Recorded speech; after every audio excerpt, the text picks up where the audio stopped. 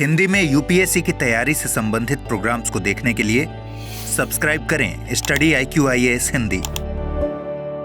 Hello दोस्तों, स्वागत है आप सबका स्टडी IQ IAS हिंदी पे। मैं ललिता दहिया। दोस्तों, धारा 295 काफी चर्चा में है।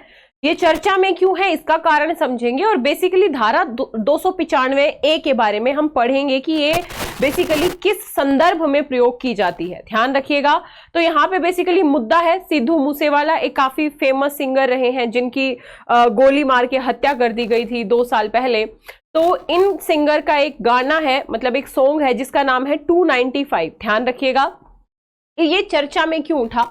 हमें पता है कि लोकसभा के चुनाव संपन्न हो चुके हैं, एग्जिट पोल आ चुका है और कल मतगणना है, यानी 4 जून को मतगणना होने वाली है। इन एग्जिट पोल में बेसिकली जो एनडीए है, यानी विशेष तौर पे बीजेपी और उसके जो सहयोगी पार्टियां हैं, उनको बहुमत मिलने के आसार दिखाए जा रहे हैं।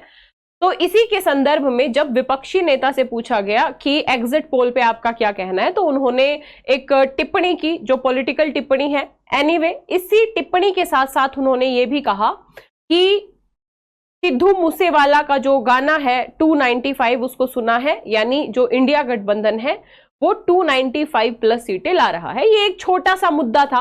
अब ये 295 गाना बहुत सारे लोगों ने सुना है। यदि आप YouTube पे जाके देखोगे तो 500 मिलियन से भी ज्यादा व्यूज हैं, लेकिन पता नहीं होगा कि आखिर ये 295 क्या है ना। यूपीएससी कई बार इस तरीके के क्वेश्चन भी पूछ लेता है जो काफी चर्चा में रहता है और जिसका पता होना चाहिए। तो ऐसे में आज की हम इस परिचर्चा में आर्टिकल 295 या ये जो धारा 295 है इसका मतलब समझेंगे। तो ध्यान रखिएगा, इस गाने का टाइटल है 295। बेसिकली ये आईपीसी की एक धारा है और धारा 295 भारत के नागरिकों के किसी भी वर्ग के धर्म या धार्मिक मान्यताओं का अपमान करने की कोशिश से जुड़ी हुई है।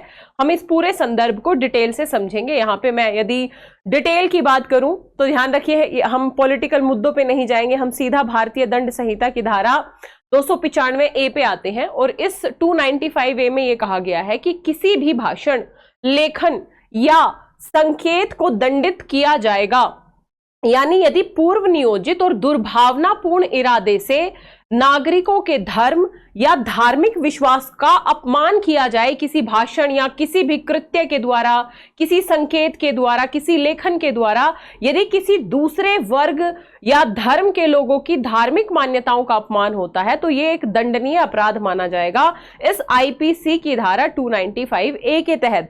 और इस धारा के तहत यदि आपका किसी भी व्यक्ति का अपराध यदि प्रूव होता है तो 3 साल तक की सजा और आर्थिक जुर्माने का प्रावधान किया गया है।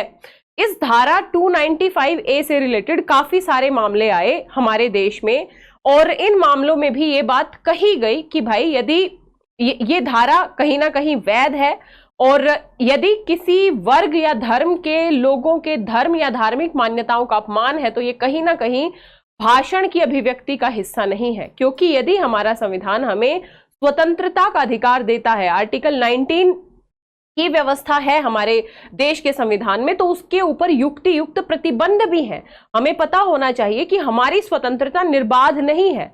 हमारी प्रत्येक स्वतंत्रता के ऊपर कुछ तर्क संगत यानी युक्ति संगत निर्बंधन लगाए जा सकते हैं यदि हमारे भाषण से, हमारे लेखन से, हमारे संकेतों से किसी भी अन्य वर्ग की भावनाओं का, हितों का यदि हनन होता हो। तो बेसिकली इस संदर्भ में ये आर्टिकल 295 काफी ज्यादा मायने रखती है। यदि हम पहला मामला आया था इसमें रामजी लाल मोदी मामला 1957 में, इसमें सर्वोच्च न्यायालय की 5 न्यायाधीशों की बेंच ने धारा 295A की वैधता की पुष्टि की थी और यह कहा था कि आर्टिकल 19(2) यानी 19(2) के तहत जो भाषण अभिव्यक्ति की स्वतंत्रता है उसके ऊपर युक्त प्रतिबंध लगाए गए हैं। यानी आप भाषण की स्वतंत्रता तो है, लेकिन इस भाषण की स्वतंत्रता में आप किसी व्यक्ति की धार्मिक मान्यताओं का हनन नहीं कर सकते। हालांकि 19(2) के तहत केवल यही युक्त प्रतिबंध नहीं है बल्कि 6 अन्य युक्त प्रतिबंधों की भी व्यवस्था की गई है। इसी के साथ 1960 में अधीक्षक केंद्रीय कारागार फतेहगढ़ एक राम मनोहर लोहिया मामला आया था। इसमें भी यह माना था कि भाषण और इसके परिणाम स्वरूप होने वाले किसी भी सार्वजनिक अव्यवस्था के बीच की कड़ी का आईपीसी की धारा 295 के बीच घनिष्ठ संबंध है, यानी केवल भाषण जो आसन्न गैर कानूनी कार्रवाई के लिए उकसाने के बराबर है को दंडित किया जा सकता है। यानी आपकी हर एक क्रियाविधि का जो आकलन है वो इस आधार पे किया जा सकता है कि आपने धारा 295 का उल्लंघन तो नहीं किया है। यानी हमारे संविधान में इस धारा 295 के काफी मायने हैं। हालांकि राजनीतिक मुद्दे के चलते ये चर्चा में आया। ये गाना आप लोगों ने सुना होगा, बहुत सारे लोगों ने, विशेष तौर पे जो पंजाब हरियाणा से संबंधित है, और नहीं सुना है तो सुन लीजिएगा, काफी चर्चा में आ गया। इस बहाने हमें पता भी लगेगा कि आर्टिकल, ये जो धारा 295 है, इसका क्या इंपॉर्टेंस है। और निश्चित तौर पे भारत जैसे देश में, भाई सीधी सी बात है, भारत जैसे देश में जो बहुविविध देश है, विश्व की हर एक विविधता भारत में है, अलग अलग धर्म, जातियां, क्षेत्र, संप्रदाय, है ना, अलग अलग भाषाएं, अलग अलग रीति रिवाज, परंपराएं। तो ऐसे देश में एक दूसरे की धार्मिक मान्यता, सामाजिक सांस्कृतिक मान्यता, भाषा, क्षेत्रीय मान्यताओं का सम्मान करना केवल एक कानूनी विषय नहीं है, बल्कि ये हमारे अस्तित्व का विषय है। यदि हम एक दूसरे की मान्यताओं को स्वीकार नहीं करेंगे, उसके प्रति एक सकारात्मक रवैया नहीं अपनाएंगे, तो कहीं ना कहीं ये हमारे राष्ट्र के अस्तित्व के लिए सही नहीं रहेगा। सिंपल सी बात है, क्योंकि राष्ट्र बनता है लोगों के बीच अपनेपन के भाव से, है ना, हम कह सकते हैं एकता के भाव से, भाईचारे के भाव से। तो ऐसे में यदि आपस में ही एक देश की परिधि के अंदर ही हम एक दूसरे के धर्म या फिर अन्य मान्यताओं के आधार पे नकारात्मक टीका टिप्पणी करेंगे, सामने वाले को यदि हम नीचा दिखाने का प्रयास करेंगे, तो कहीं ना कहीं हम अपने राष्ट्र की अवधारणा से भी खिलवाड़ कर रहे होंगे। तो ये मुद्दा है 295 का। आपका क्या कहना है इस विषय पे, अपने विचार जरूर बताइएगा। बाकी आपको जानना चाहिए ये धारा 295A के बारे में जो हमने जाना। ये है एक छोटा सा मुद्दा। परिचर्चा कैसी लगी कमेंट बॉक्स में जरूर बताइएगा। इसके साथ ही यदि आप 2025, 26 या 27 में यूपीएससी का अटेम्प्ट देना चाहते हैं तो आप हमारे साथ जुड़ सकते हैं। 10 जून से बैच शुरू हो रहा है LD लाइव कोड के साथ। यदि आप एडमिशन लेते हैं तो ये बैच आपको मात्र 27,999 में मिल जाएगा। स्टडी IQ की ऐप या वेबसाइट पे जाना है, या इस वीडियो के डिस्क्रिप्शन बॉक्स में लिंक दिया होगा, उस लिंक पे जाना है, LD लाइव कोड का प्रयोग करना है, एडमिशन ले लेना है। आप मुझसे जुड़ सकते हैं मेरे Telegram channel, Instagram, Facebook page Lalita Dahiya academy पे।